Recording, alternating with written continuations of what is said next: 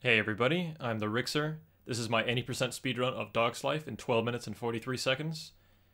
And yeah, I saw a lot of people do these post-commentary runs on their shorter and better runs, I suppose. And this is one of my greatest runs. I haven't made too many mistakes in this run. And it's been a while since I've watched it, so I thought I'd, go ahead and do a post-commentary run on it. And first thing I want to talk about that's different from my 13-17 run that you may have seen a while back is that I am now playing the game in Spanish, and that is because, with the help of a few other runners, we figured out that there are actually faster languages for this game. French, Danish, and Spanish ended up being really fast, and Spanish ended up being ultimately the fastest. So I'm playing the game in Spanish, and it will save a little bit of time over my previous run because of Spanish. I have a link to the spreadsheet below. That intro cutscene can actually vary on all the languages, so it's incredibly fast on Spanish, and Spanish just saves a lot of time all around.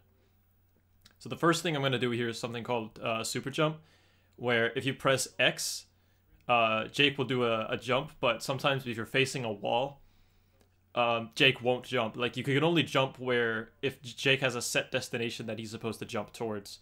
And because I'm walking in a very specific way, like between the sign and the mountain, Jake's jump destination doesn't jump before the sign, so he, launches like all the way past the sign, because that's the only logical sense, or the only logical spot where Jake can land.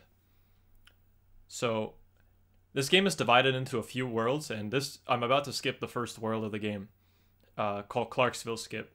This is the hardest skip in the run, and what it is I basically nudge myself in between these two doors, and then by doing the shaking animation with Jake's head, I'm able to glide up the door and like kind of glitch around and skip and go through the wall, and then skip into the train that takes you to Lake Minnewawa.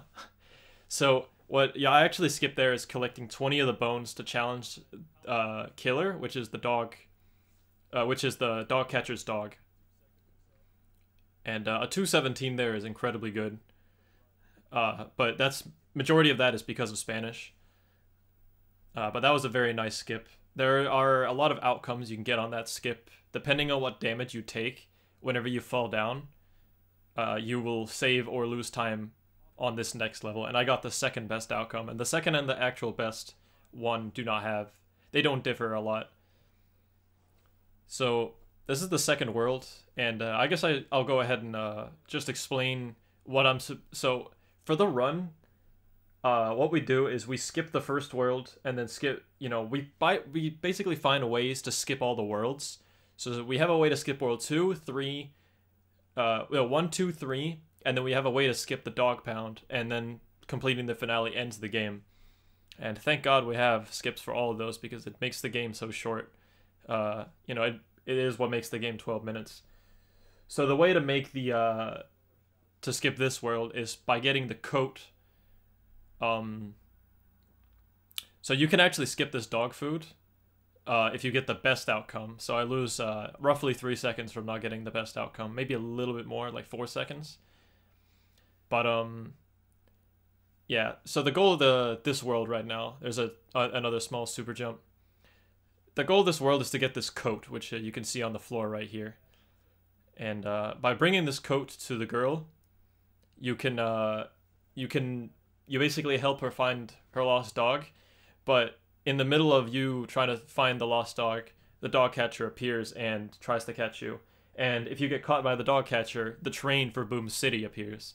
So that's what we want to do right now. We want to get the coat, and then we want to go over to the girl, trigger the cutscene, and help her find her lost dog.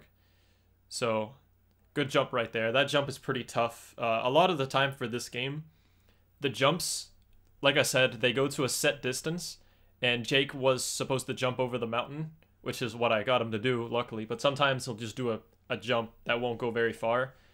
And sometimes whenever you do a jump that lands on a dumb slope, or where Jake falls down, he'll take damage, and him taking damage makes him slower. So taking damage is really brutal in this run. So for this next little bit, in order to be full health for the rest of the run, so we can run fast, because the girl walks so slow to the bridge, we can actually get around the cafe area and break all the food items, or break all the containers of the food items right here. And then I just get the food right there. And now I'm on full health. And now I just have to wait for the girl to get to the end for the next cutscene to appear. Another dumb thing with the food is you can actually take damage when you eat the food. So you can either be you can start getting allergic. I don't know if it's allergy or if it's just like food poison or something like that, but it's a mechanic in the game where you can take damage if you eat bad food. So that can also screw you over in the run. So like I said before, we want to catch the we want to get caught by the dog catcher because it makes the Boom City train appear. And what you're going to notice here now is that is Killer's dog. He's blocking the way into the train.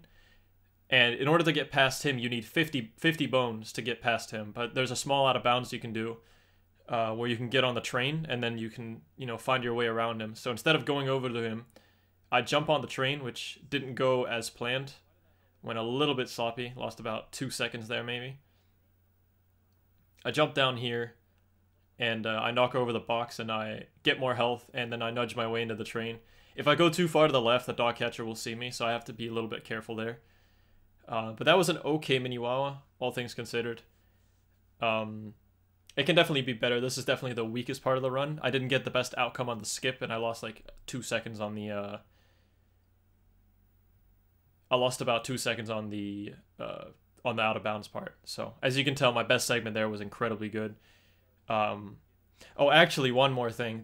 My best segment there is not accurate because in the French, actually, it's in Danish. In Danish, I've done a run on all the languages in this game, and I didn't like update my splits. So the cutscene where you talk to the girl saves like 5 seconds on Danish. So that's where Danish saves most of the time in 90%.